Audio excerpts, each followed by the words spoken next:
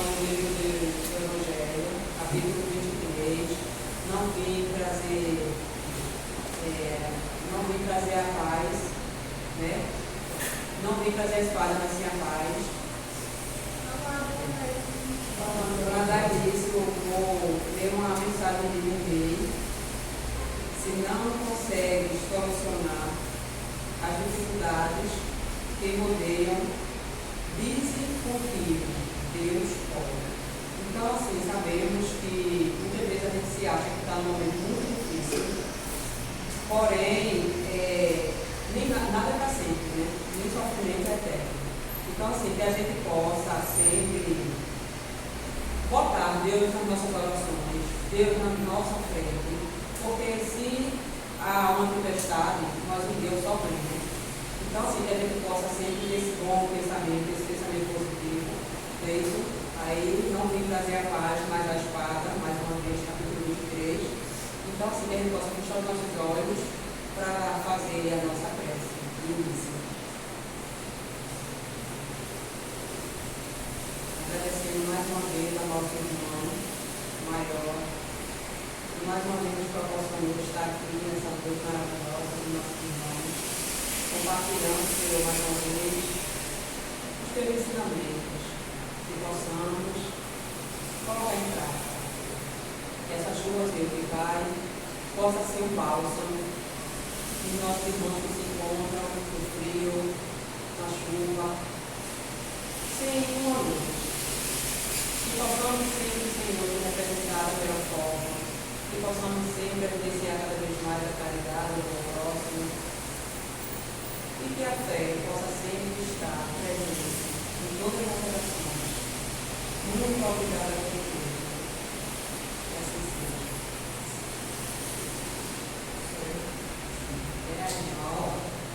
Mais uma vez eu quero dar uma boa noite, mas acima de tudo desejar que a paz do nosso Senhor Jesus Cristo esteja entre nós, encarnados e desencarnados.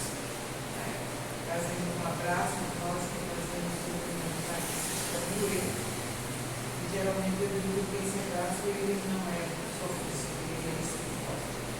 Ele é do coração de cada um de nós que não servimos. Mas eu tinha falado no capítulo 23, do Evangelho segundo o Espiritismo, e um escrito chamado de Moral Estranha. Por que moral estranha? Se a gente for buscar na prescrição da Bíblia, nós vamos encontrar justamente esse capítulo que ele fala de moral estranha, justamente nas palavras dos ensinamentos de Jesus, que é aquele povo, que as religiões em si, são poucas as que se atrevem, vamos dizer assim, a falar sobre essas palavras que realmente Jesus ditou. Mas a gente vai falar, tirando Jesus falava em parábolas. Por que Jesus falava em parábolas? Ele falava para uma época, para pessoas que ele queria compreender, que eram seres que ainda não tinham condição de absorver a grandeza do que ele queria, do que ele estava ensinando para o futuro. E parábolas são justamente histórias. E ele usava as histórias em cima da vivência daquele povo daquela época. Então, se você observar as quase 60 parábolas de Jesus, nós vamos buscar, vamos entender ele falando da Drácula, que é a moeda, do pão, do trigo, do mau amigo. Ou seja, ele usava o que tinha em mãos. E essa parábola, eu não vim trazer a paz, mas a divisão, quando se fala assim, como Jesus era o cordeiro, que tinha o pecado do mundo, que o amor em pessoa e em personagem, que pregou o amor, que vivenciou o amor, que exemplificou o amor, e como ele falou que ele não veio trazer a paz, sim, a guerra. Quando se vai falar tem esse contexto, no sentido abrangente de com que base Cristo quer dizer isso, né? Leva-se para analisar que Jesus é uma pessoa sanguínea, né? E não era bem esse sentido.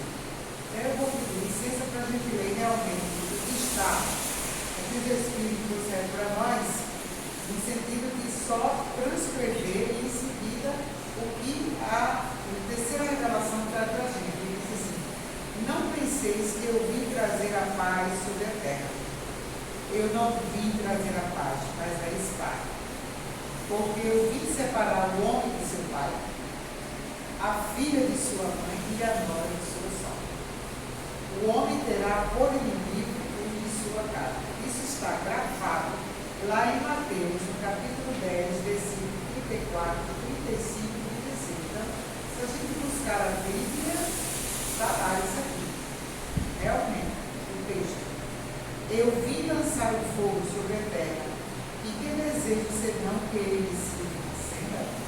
Eu devo ser batizado com um batismo, enquanto me sinto apressado, credes que eu vim trazer a paz sobre a terra? Não, eu vos asseguro, mas, ao contrário, a divisão. Porque de hoje em diante, se encontrar 5 pessoas numa casa, elas estarão divididas uma contra duas, 3 contra 2 e 2 contra 3. O pai estará em divisão com seu filho, o filho com seu pai, e a mãe com a filha, e a filha com a mãe, a sogra com a nora e a nora com a sogra. Isso está lá em Lucas. Então, Lucas também repete o que Jesus disse. Entende? Foi Jesus a personificação da doçura e da bondade. Ele não cessou de pregar o amor ao próximo. Quem pôde dizer: eu não vim trazer a paz, mas a espada. Eu vim separar o filho do pai e o esposo da esposa. Né? Eu vim lançar o fogo sobre a terra e por pressa que ele se acenda. Essas palavras não estão em contradição, né, flagrante com o seu ensinamento? É uma pergunta que ele faz ao Espírito. Não há blasfêmia em me atribuir a linguagem de um conquistador sanguinolento devastador? Não, responde isso. Não há nem blasfêmia, nem contradição nessas palavras, porque foi ele mesmo quem a pronunciou. E elas testemunham a sua alta sabedoria. Contraditório, né? A gente vai assim ao pé da letra. Ele diz: foi o próprio Cristo, ele afirmou isso. Mas ao mesmo tempo ele afirmou isso, mostrando para todos, inclusive nós hoje, que viemos de mais de 2.500 anos em várias. Olha, 2.500 anos a vida de Jesus aqui. Nós somos espíritos milenares. Então, aqui atesta essa fala dele, a auto-sabedoria dele. E aí ele diz assim: somente a forma um pouco equívoca não exprime exatamente o seu pensamento, o que fez com que se desprezasse o seu sentido verdadeiro. Tomadas ao pé da letra, tenderiam a transformar sua missão toda pacífica numa missão de perturbações e de discórdia, consequência absurda que o bom senso faz afastar, porque Jesus não poderia se contradizer. Toda ideia nova, forçosamente oposição, e não há uma única que tenha se estabelecido sem Deus. Então, a gente para aqui para a gente fazer uma análise sobre essa missão. Então, Jesus narra no livro A Caminho da Luz, ditado pelo Espírito Emmanuel, quando ele fala, ele narra a saga do planeta Terra. Então, disse que no mundo espiritual, na ordem crística, aonde os espíritos crísticos, quem são os espíritos? Os espíritos superiores da ordem de Jesus. Eles se reuniram 2 vezes. Né? Aí costumam dizer assim, são bem, aqui a gente se reúne, não se reúne. Quando há uma reunião entre nós encarnados, é só para sair briga. reuniram Jesus. Esses espíritos crísticos, onde entre eles estava Jesus, eles se reúnem uma primeira vez, justamente nessa reunião, para decidir quem seria aquele que iria se candidatar e que iria ser escolhido para receber um novo planeta que Deus estava construindo. Esse planeta seria o nosso planeta Terra.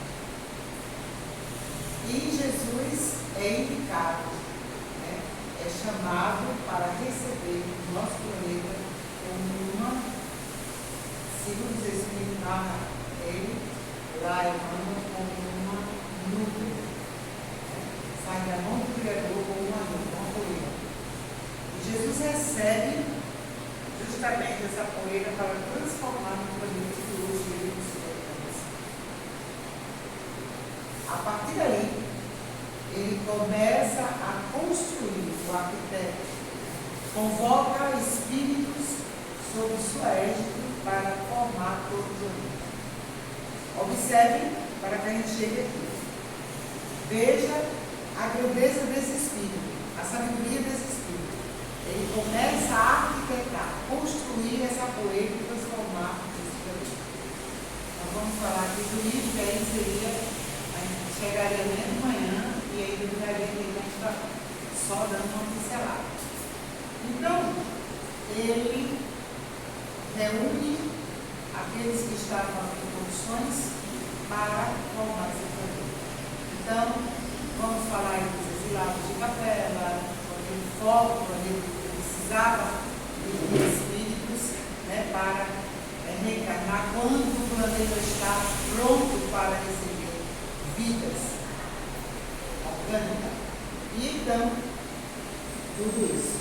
E de lá para cá, depois que ele arquiteta tudo isso, ele continuou sendo comandando e continua sendo, mandando seus filhos de Deus para cá. Krishna, Zoroastro e tantos espíritos que passaram, Sócrates, passaram por aqui trazendo os seus ensinamentos. Todos eles vieram com missão, mas alguns foram lapidados, outros foram, está lá na parábola da semente, está lá na parábola do semeador, está lá na ele sai contando isso. E chegou um momento muito difícil do planeta, as cruzadas, aquela briga toda. Então, a segunda reunião dos espíritos crísticos, Jesus foi chamado, e disse: agora é a hora de você descer. Porque todos já foram. E você disse: agora sou eu que decidiu nesta reunião, essa segunda reunião, ele decide descer. Ali estava reunido toda a pleia de espírito que iria fazer parte de sua missão de 3 anos na Terra. Os 12 apóstolos já estavam nessa reunião. Estava ali aqueles que seriam os que ele iria usar e iria transformar, fazer um chamado milagres. Estavam e nessa reunião estava, ele sai citando todos eles, e por último ele diz a veneranda Maria, a sua. Queria passar por aqui quando ela pega, e queria passar por aqui só simplesmente como a mãe de Jesus, espírito e alta grandeza. Então veja os espíritos que, junto com Jesus, desceram. Mas, antes de descer, nós vamos ver uma Roma, nós vamos ver os judeus, olha lá, os saduceus são o quê? Eram falange, eram tribo de seres que brigavam entre si como verdadeiras facções, chamados religiosos. Por quê? Porque antes de Jesus, a primeira revelação de Deus foi Moisés,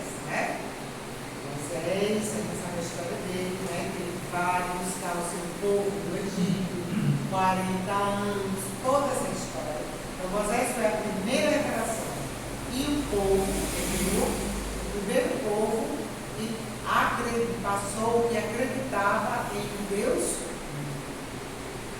Porque até então, aquele povo circunvizinhança, como o Egito, os gregos, eles eram politeístas, ou seja, acreditavam em vários deuses. Mas os hebreus acreditavam em Deus. Então, essa herança de Moisés, eles levam a fé de fogo. Porque Moisés, a lei divina de Moisés está testificada nos 10 mandamentos. Os 10 mandamentos é uma lei divina, por isso ela ultrapassa todo o tempo e continua. Não matarás, não roubarás, honrarás teu pai e tua mãe, não cobiçarás nada dos outros. É assim. É uma lei divina, uma lei moral. As outras leis foram impostas por Moisés como disciplina para aquele povo nos seus primeiros encarnações instintivos, que guerreavam, que brigavam, que tiravam a vida do outro, que arquitetavam.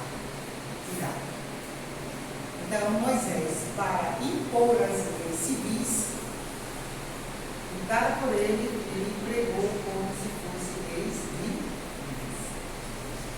Então, por isso Jesus disse: eu não vim destruir a lei, eu vim colocá-las em prática.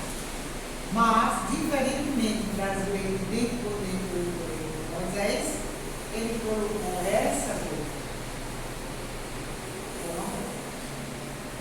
Não julgue, para que quando ele morrer você seja julgado. Se não tens pecado, atire. Faz os homens não te condenaram, eu também não te condeno. Porém, vais e não peques mais. Dizendo a mim e a você, lá para cá, que a partir do momento em que nós temos conhecimento de que a vida não termina e nem começa por aqui, nós estamos em um palco de existência, aonde passamos aqui, ora eu visto a coraça de um corpo mulher, amanhã eu visto a coraça de um corpo masculino. O espírito é o mesmo, espírito não tem sexo.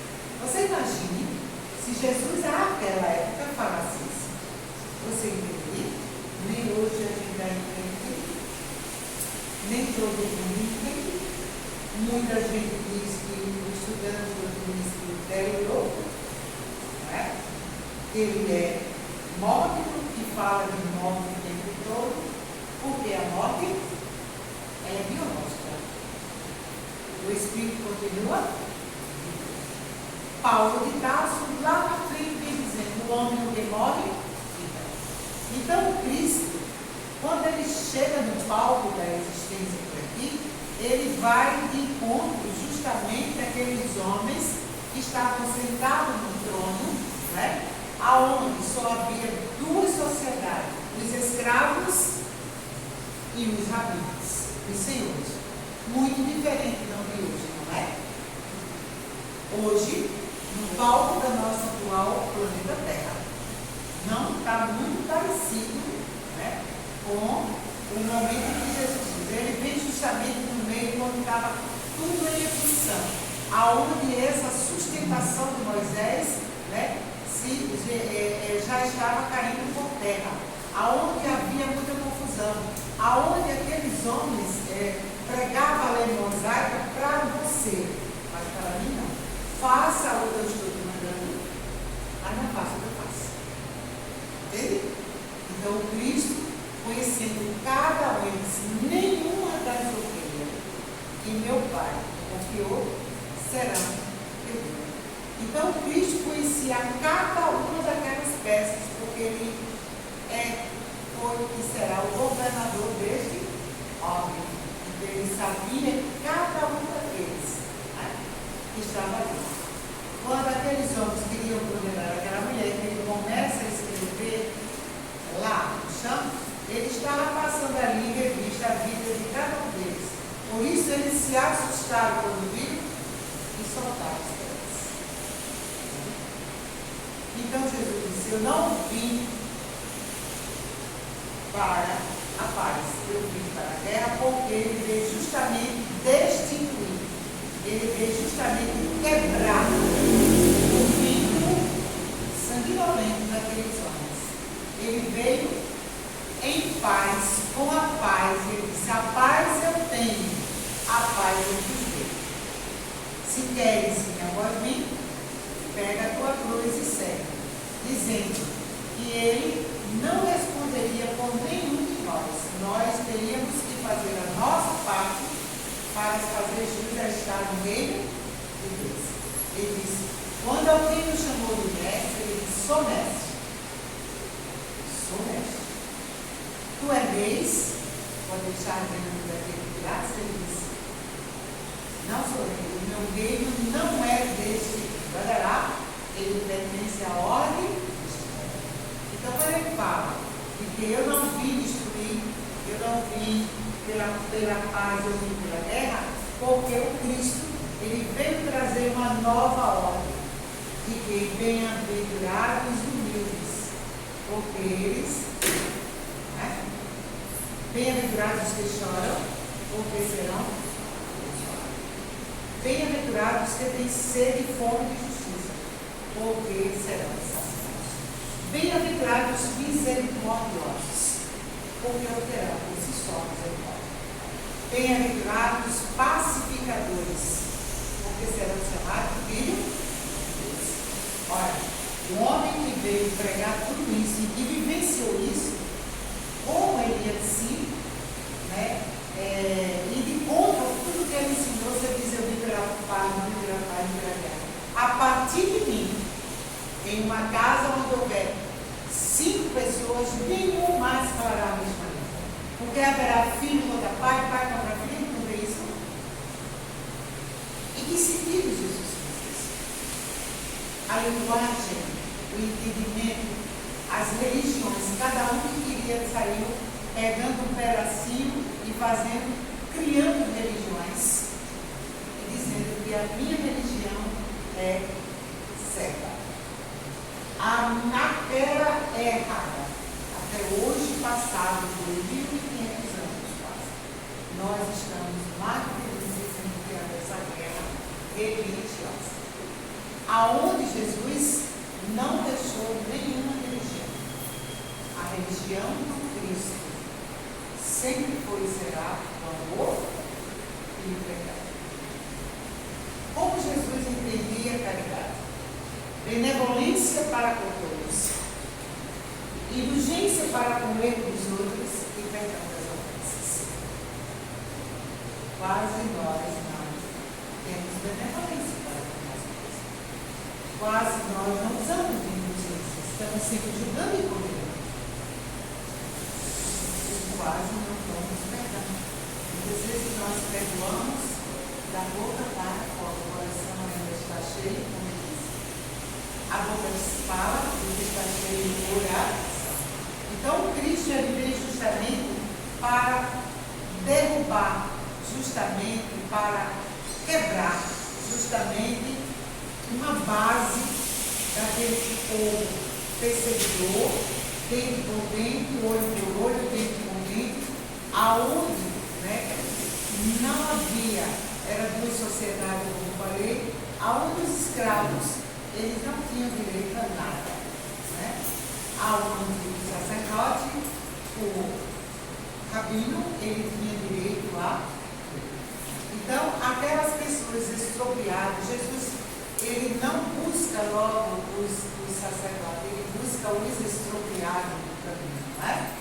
Ele vai justamente, quem são os seguidores de Jesus? Os seus apóstolos. São justamente os pescadores, pessoas simples, mas com o coração já organizado, preparado para ir com a missão quando ele não estivesse mais aqui fisicamente. Tá? Então nós vamos ver trabalhar no meio desse povo. Jesus vivia no meio das mulheres. Porque as mulheres, à época de Jesus, se hoje nós estamos vivenciamos ainda mulheres sofridas, sendo um feminicídio aí, em pleno século XXI, a época de Jesus, essas mulheres não tinham direito nenhum. Então ele vai viver justamente no meio desses excomungados da sociedade. Né? Ele vai buscar justamente isso. E aí ele diz, o reino de Deus é para aqueles que têm o coração bom. Bem-aventurado os puros de coração, porque esses verão a Deus. E ele pega uma criança como símbolo da pureza e diz, o reino de Deus é para aqueles que se assemelham a essa criança. Hoje, passado 2.500 anos, quase nós vamos entender que o Espírito, ele é a partir do momento que somos chegando na condição de Espírito e hominal, nós não retroagimos. Nós teremos várias encarnações, teremos um novo corpo, mais do Espírito é Cristo. Mas de 0 a 7 anos, o Espírito realmente ele vivencia a inocência. Porque ele vai completar uma primeira encarnação, onde ele chega aos 7 anos de idade. É a primeira ciclo encarnatória.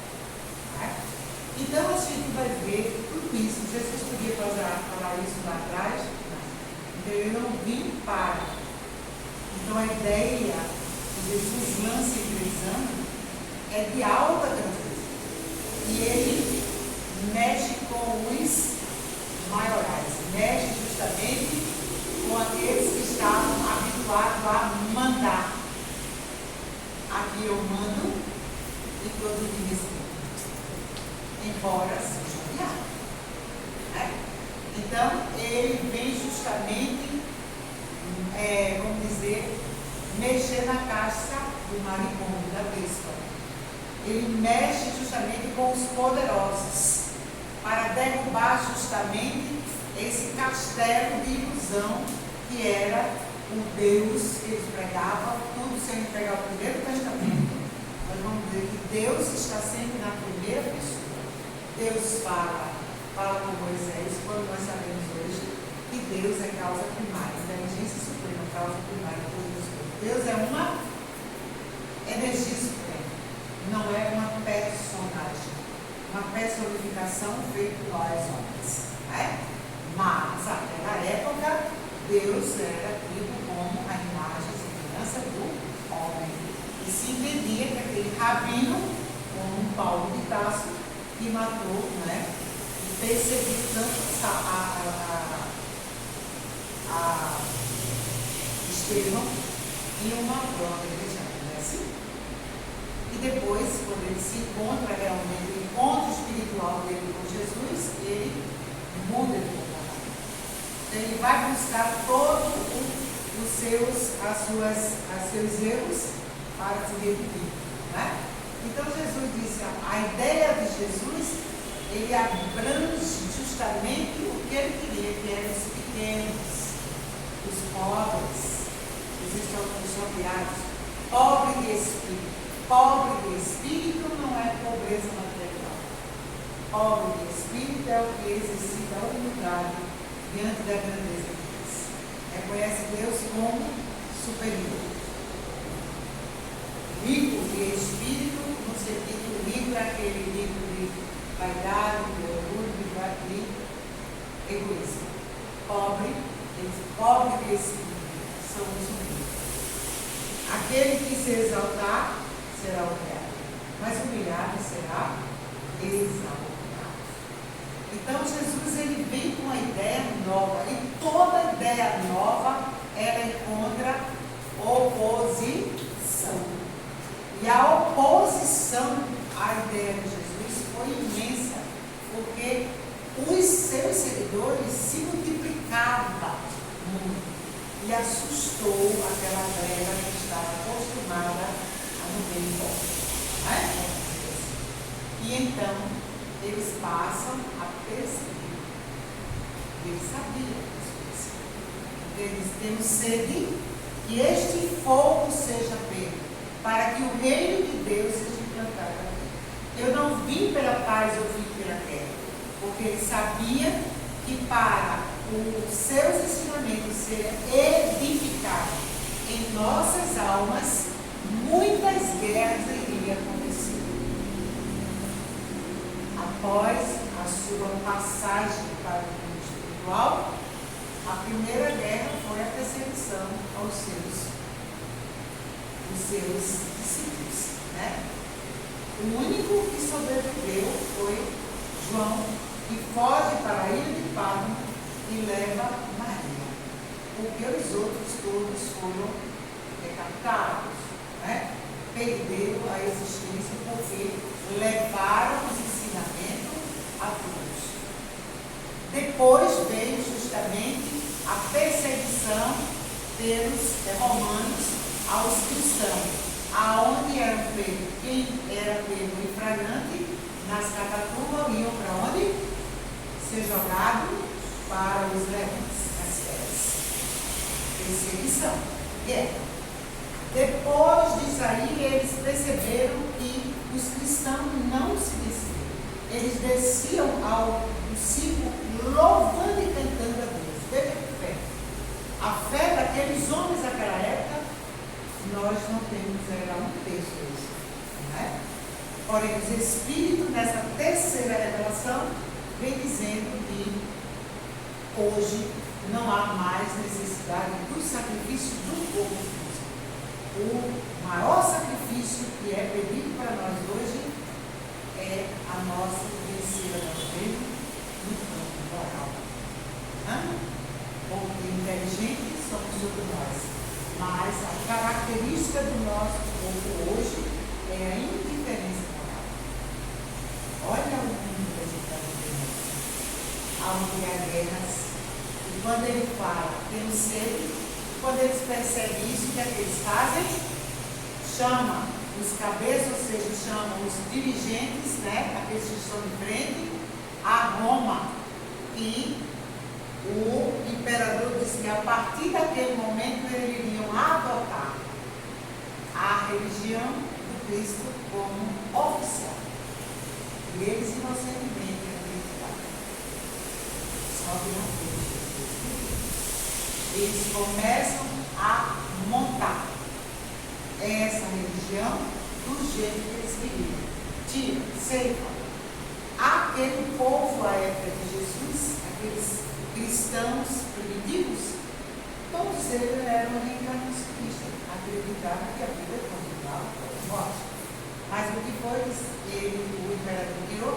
A primeira coisa, tira isso daí, não vai se colocar isso, né? Porque eles vão continuar morrendo e não acreditando, vão continuar e a guerra. Tira. Passa a perseguir os judeus, os que eram dissidentes. Começam aí as cruzadas, outra perseguição, hein? Para a implantação.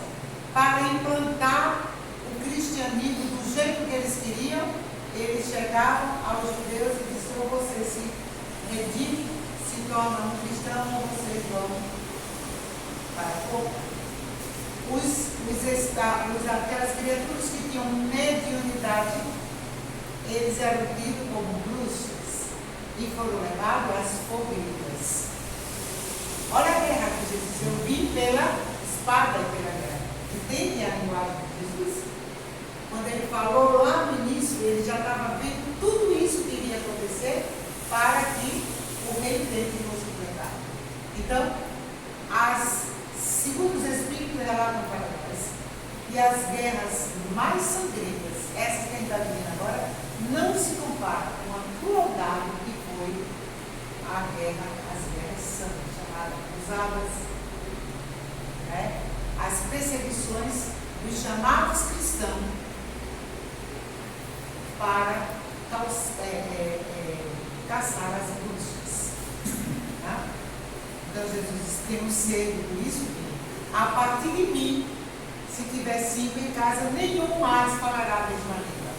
Ele já falava dessa dissidência dentro da própria família, aonde um iria seguir o judeu, o judaísmo, ou iria seguir o muçulmano, ou iria seguir o cristianismo, ou iria seguir Maomé.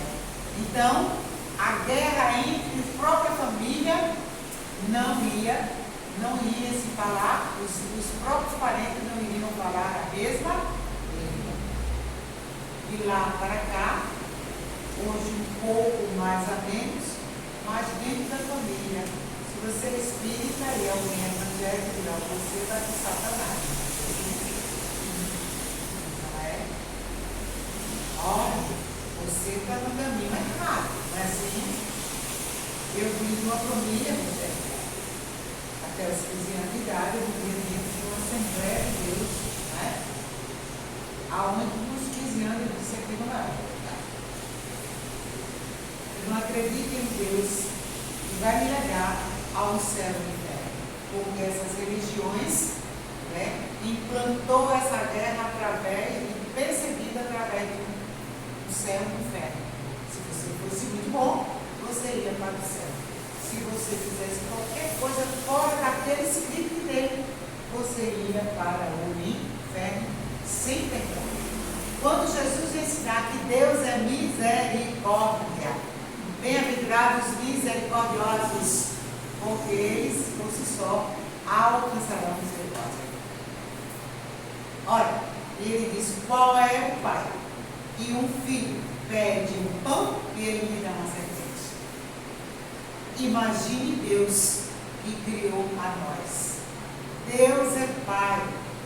Deus é Pai Nosso. Então, quando ele diz Pai Nosso, 7 frases da Pai Nosso, né, é universal. Pai Nosso, comparando eu e tu, nós, como filhos de Deus. Então, Jesus não sai dizendo: sou eu que sou filho de Deus. Todos nós somos filhos de Deus. Poderás fazer igual a mim e muito mais do que eu, deixando um legado de que, à medida que vamos evoluindo, à medida que vamos tendo esse conhecimento, nós poderemos desenvolver as nossas essências divinas, que está em nós, não está muito longe. Deus está aqui e ali em qualquer canto. Então ele diz: Deus está. Aonde está o seu tesouro? Ali está o seu coração. Se no seu coração, sentimento, só tiver ódio, rancor, raiva, ciúme, doenças morais que agravam o nosso espírito, você está muito doente. Né? Precisa cuidar-se, trabalhar. Mas se no seu coração já tem um sentimento do amor, já tem um sentimento de caridade, já tem um despertar de fazer algo por alguém, de escutar alguém, de dar um fubá a alguém, de fazer uma campanha aqui, de ir cuidar de um cliente doente, você está despertando já no seu coração o sentimento de amor que é Deus em você. Então ele diz que quando o pai seria contra o filho contra o pai. Né? Então eu vivenciei essa situação onde tinha que se ligar, seguir um script. Quando se saía dali, então eu vi os meus familiares dizendo que você está feliz, está, né, descartado, né, desviado. E isso em pleno século 20, 19, 20. Imagine lá a época de Jesus, há 2000 e poucos anos. Como era, né? A perseguição. Então, havia, quando Saulo, né, procura o pai dele, hebreu, né, depois que ele se encontra com Jesus, para a gente dar uma clareza dessa família, um contra o outro. Ele encontra Jesus quando ele é acolhido por Ananias, aquele que ele ia perseguir, né, que ele ia buscar para perseguir. Ele acolhe com Ananias, Ananias fala de Jesus, ele pega os pergaminhos, sobe e vai estudar. E quando ele volta lá na sinagoga, na cidade, ele muito abraçado, porque um rabino sabia da lei. E quando ele procura seu pai, né, certo que ele estava voltando para a sua mãe, eu agora versículo, está lá no diálogo, né? Paulo escreve, então ele diz assim: eu agora sigo Cristo, senão você verá que ele seguir. Ou você fica conosco e eu te recebo, ou então daqui para frente você vai. Eu te condeno, não? Você não é fácil. Entende a linguagem de Jesus da época? Então, na mesma família, a partir de mim, nenhum falará mais a mesma linguagem. Então, ele sai até a roupa de um lugar, de um símbolo dele, aonde ele chegasse, identificava aquela roupa que ele era um rabino. Então, ele deixa aquela roupa e veste, passa até a fazer as suas próprias roupas e também para vender, para poder. Ele foi até o pai para buscar vamos dizer, pedir a ele a sua herança para poder sobreviver, mas nem isso ele viu. Você entende a linguagem que Jesus quis dizer? Eu não vim pela paz e pela guerra, e a partir de mim nenhum falará a linguagem. Então, de lá para cá, hoje as religiões já começam a haver certo respeito pelo outro, mas ainda está muito aquém. Então, eu tenho sede que esse povo seja feito, para que o reino de Deus seja realmente implantado, porque ainda não foi. Se tivesse o reino de Deus já entre nós não estaríamos vivendo uma guerra dessa espiritual, onde jovens, crianças com seus 10, 15 anos, já estão sequelados por uma droga.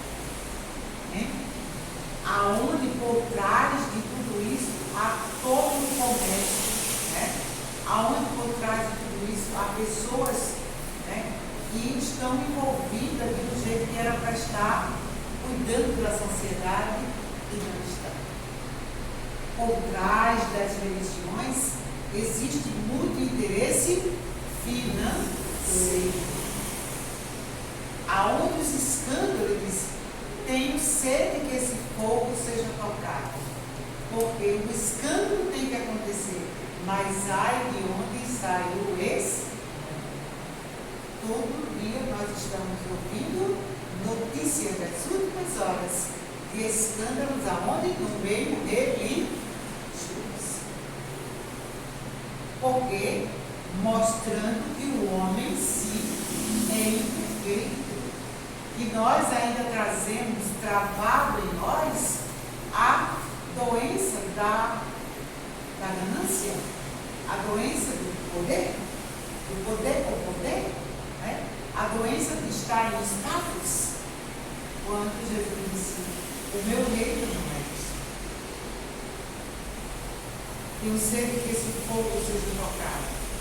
Não é um fogo de materialmente falando, é o fogo que está apontado em cada um de nós, chamado tribunal de nossa consciência.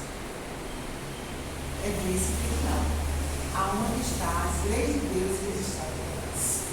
É desse tribunal aonde você mesmo é o seu próprio julgador. Aonde quando você escorrega, você acende a luz, dizendo do errado. Ninguém pode dizer a você que você errou, mas a sua consciência ali. O mundo pode lhe aplaudir, mas se sua consciência disser que você está errado, tenha certeza que está. Porque ali está, é onde está registrada a lei divina. Então, tenho sede que esse fogo acenda, para que o reino de Deus, porque a partir do momento que eu começo a entrar, porta dentro da minha alma, passo, sou obrigada a parar nesse campo da consciência e começo a fazer uma retrospectiva. Quem sou eu quando eu vim para o corpo? O que é que eu estou fazendo? Será que o meu estágio aqui é só dormir, comer, acordar de novo, comer de novo, trabalhar para manter o corpo físico? Ou qual é o meu objetivo maior? Essa interação na sociedade que eu vivo, aonde eu vivo com N pessoas de pensamentos, ações diferentes, aonde eu tenho que aprender com o outro, aprender a respeitar o direito do outro para que o meu também seja respeitado. Isso tudo bom de si. Aonde eu começo a ver o defeito do outro, digo assim, eu estou vendo o defeito de fulano, provavelmente ele está muito aguçado em mim. Faz e não peques mais. Senhor, a tua fé te curou o quê? Quem me tocou? Senhor, todo mundo te tocou, porque a multidão aquele mês, ele sabe. De mim saiu virtudes. Ele tinha certeza que alguém que tocou nele com muita fé tirou dele a energia que ele precisava. E aquela mulher amedrontada, por uma sociedade hipócrita na época, não muito diferente hoje, invejosa, preconceituosa, disse: Senhor, fui eu, porque a mulher, naquela época, uma hemorragia como ela, era considerada por aquela sociedade que se diziam seguidor de Deus, suja. Ela não podia pegar em ninguém. Se ela pegasse, ela também contaminava. Mas quando Jesus disse: quem me tocou, ela disse: meu Deus, eu sujei o meu Senhor. Mas ela teve a coragem de dizer: Senhor, fui eu. E ele disse: a tua fé te curou. Então, Jesus não a curou, foi a fé dela que tirou dele a energia que ela precisava para se curar. A história através dessa terceira revelação, essa mulher, uma mulher Verônica, a partir daquele momento, ela passa a ser Jesus. E é esta mulher que está lá junto com Maria de Cleópatra, junto com Joana de Cusa, hoje Joana de Ângeles, que está lá com Maria Madalena, na hora da sua crucificação, chorando, e tira do cinto, justamente da cinta dela, uma roupa branca, que eles têm um nome, e joga, e diz: para limpar o meu Senhor. Ela luta com aqueles homens para te deixar o Cristo. E aí é quando Jesus diz: mulher, não chorem por mim.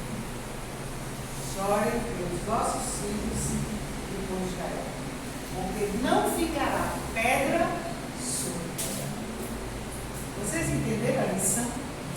Eu não vim destruir, eu não vim para a paz, porque até esse reino que o Cristo tem sede que a gente implante, para ser implantado aqui, ele precisa que o meu livre-arbítrio, por ser o nosso livre-arbítrio, queira realmente a paz.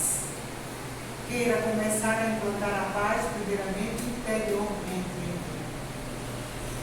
Como diz a música de Nando Cordel: a paz começa em mim, transcende em ti. Então, quando eu estiver vivenciando essa paz, consequentemente, eu praticarei, com as minhas ações, no modo do meu comportamento, no modo de agir, a paz para todos. Enquanto eu disser, isso aí é culpa do governo e eu não fizer a minha parte, eu vou continuar omisso.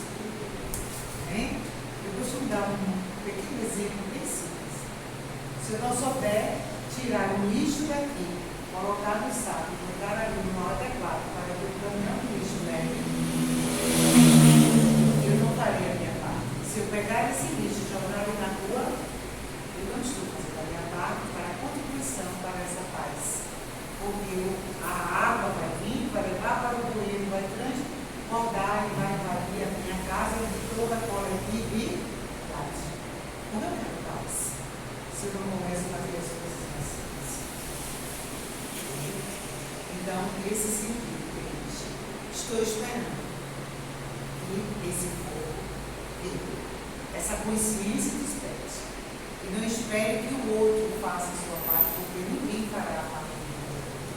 Ninguém melhora ninguém, ninguém transforma ninguém, senão eu me transformo. O Cristo ensinou tudo isso, vivenciou tudo isso. Mas o que fizeram com ele? Levaram ele até o Calvário. Um de seus discípulos o vendeu por 30 moedas. A vai identificar quem é. Amém? Mas, qual foi a sua ação? Amor o pecado. Senhor, perdoa, porque ele não sabe o que faz. Haverá choro e ranger de dentes. Porque nesse caso, se chegares diante do altar e lembrares que fizesse uma ofensa ao teu irmão, deixa a tua oferenda ali, porque ela não vai valer nada. Hein? Vai e reconcilie com o teu adversário. Antes que ele te entregue ao juiz, o juiz te entregue ao ministro e ele te mande para a prisão. Aonde haverá choro e ranger de dentes? Este mundo em que eu recebi é um mundo de sofrimento, não é? Aonde há sofrimento, aonde há choro e ranger de dentes, não é? Aonde nós iremos trabalhar para ganhar muito suor para o nosso pão. Sim? Porém, os Espíritos na terceira revelação vem dizendo a mim assim: triste de nós se não tivéssemos um trabalho, porque nós estaremos com mente e fogo a sofrer. É nesse trabalho, nessa expiação a quem ele chama, que nós aprendemos a desenvolver inteligência, raciocínio, respeito pelo outro, manda quem pode e obedece quem tem. Obediência é dar consentimento à razão. Resignação é dar consentimento ao sentimento, ao coração. Então, essas duas, doçura, resignação e obediência. Resignar-se diante da dor, na certeza de que, eu nasci assim, eu vou morrer assim, assim eu me dar melhor. Não. Eu nasci assim, porque eu tenho que passar por determinada situação. Eu sou espírito, força, poder criador do mundo. Eu estou assim hoje, mas amanhã eu posso estar, se eu quiser, para fazer isso. Eu posso, eu quero, eu vou conseguir. Então, Jesus espera de nós essa transformação. O planeta foi, quando eu comecei aqui falando da poeira, não foi? Ele arquitetou, planejou e narra lá em Emmanuel, para não fechar, que quando ele designa todos os parâmetros, norte, sul, leste, oeste, todo o planeta, ele respira e olha para os seus arquitetos. Agora vamos descansar. Ele olha para o céu e naquele momento uma nuvem de energia desce sobre a terra. E ali forma um limbo. Por isso diz, o homem foi, Deus soprou o homem do barro. Um limbo. E esse limbo formou as primeiros seres vivos do planeta Terra. Olha a Gênesis, hein? E a partir dali, ele diz que o trabalho recomeça. Formou-se os mares, e toda o desenvolvimento do nosso planeta. Então, até hoje, o Cristo trabalha na edificação de nossas almas. E o Pai havia confiado nele, olha ele disse, poderás fazer igual a mim, mas vós sois deuses, dizendo a mim e você, que cada um de nós somos um pedaço de Deus. E como Deus está em nós podemos vivenciar esse Deus. Eu tenho que começar dando show. A mediunidade está aí. A mediunidade, ela não é privilégio, ela é trabalho, ela é compromisso, ela é renúncia, ela é dedicação, ela é responsabilidade. Aquele que não tiver essa consciência, provavelmente viverá no meio dos escravos. Faltando 5 minutos.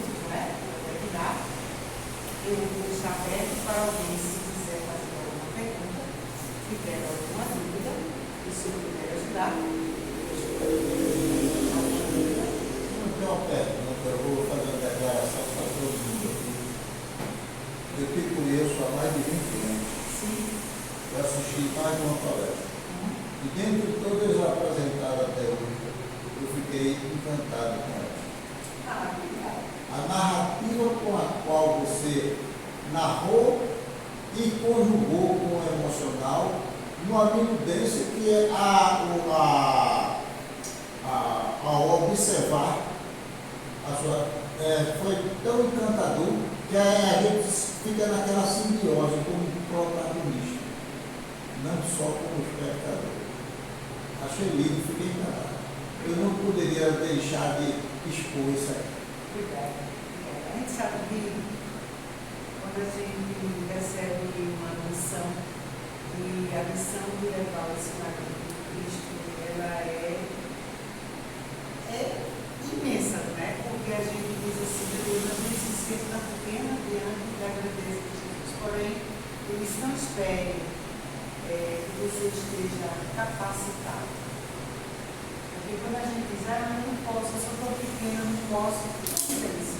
Todos nós podemos fazer alguma coisa, dar alguma coisa, tem alguma coisa para fazer. Então, a gente costuma dizer, antigamente as casas espíritas só cuidar para o mundo. Agora a gente vai chamar a comunidade, venha com a cabeça, venha fazer parte. Todos nós podemos fazer parte.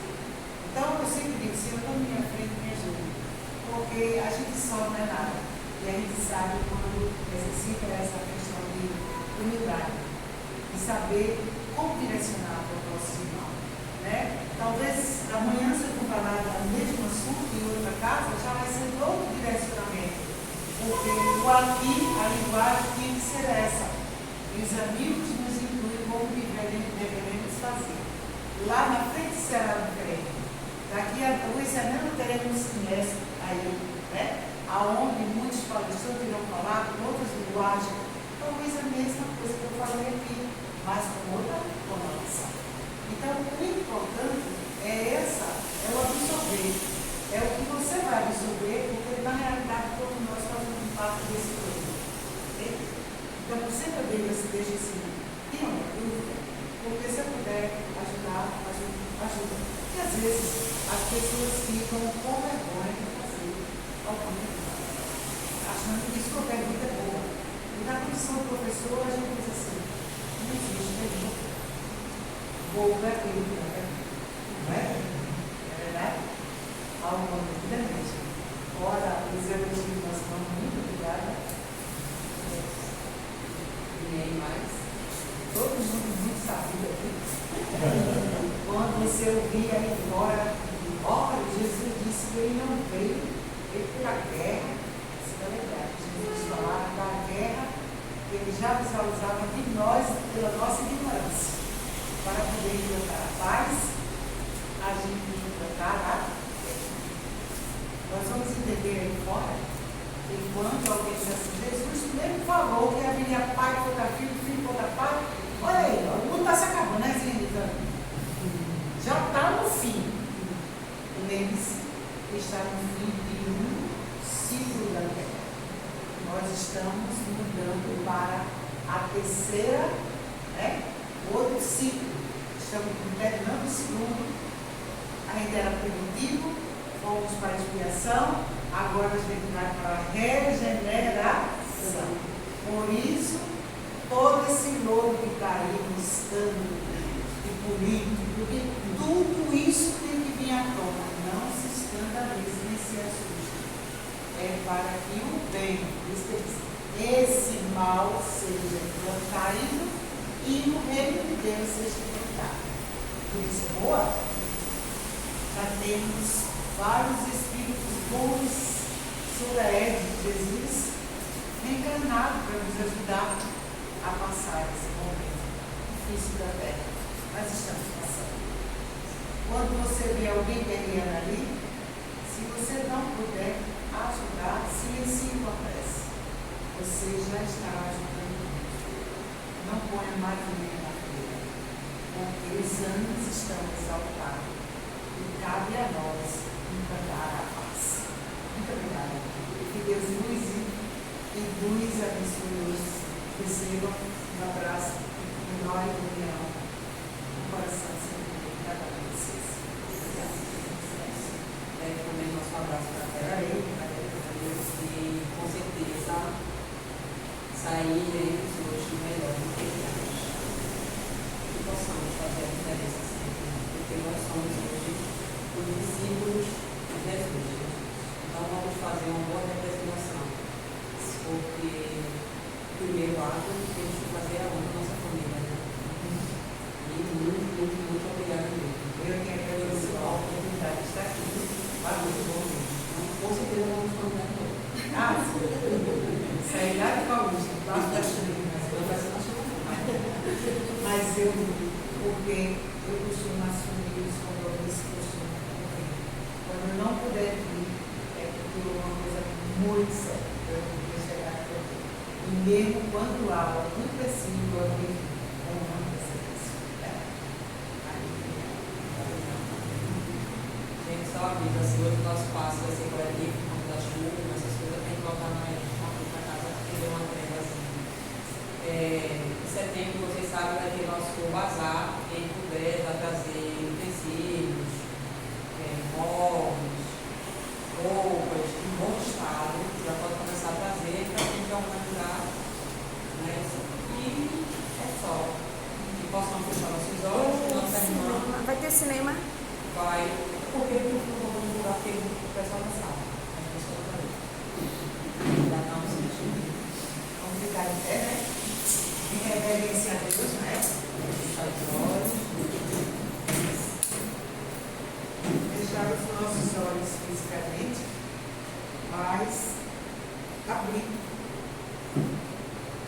Elevando nosso pensamento a Deus, ao nosso irmão maior Jesus, a nossa Mãe Maria Santíssima, aos nossos anjos, guardiões, aos espíritos bons, cujo nome é luz, aos mentores espirituais desta casa de oração e trabalho, nós, ajoelhados espiritualmente diante de vós, queremos vos agradecer a oportunidade que tivemos dos encarnados e desencarnados que aqui nos encontramos, de estudar, Senhor, o teus ensinamentos. Faz de nós instrumento da tua paz, mesmo ainda um instrumento puro, mas queremos ser instrumento da tua paz. Abençoa não só a nós que aqui nos encontramos, mas abençoa toda esta comunidade. Aonde houver um sofrimento dor, aonde houver uma família em desalinho, aonde houver alguém gritando ai, que a tua misericórdia, o teu amor, os teus bálsamos benévolos possam chegar, fazer uma asepsia, levar uma oração, levar um lenitivo, acalentar o coração de uma mãe sofrendo. Diante de vós, Senhor, queremos simplesmente louvar a Deus com a oração que vós nos ensinaste. Pai nosso, que estás nos céus, santificado seja o vosso nome. Venha a nós o vosso reino, seja feita a vossa vontade, assim na terra como nos céus. O pão nosso cada dia nos dai hoje. Perdoa as nossas dívidas, assim como nós perdoamos os nossos devedores. Não nos deixe cairmos em tentação, mas livrai-nos de todos os males, porque teu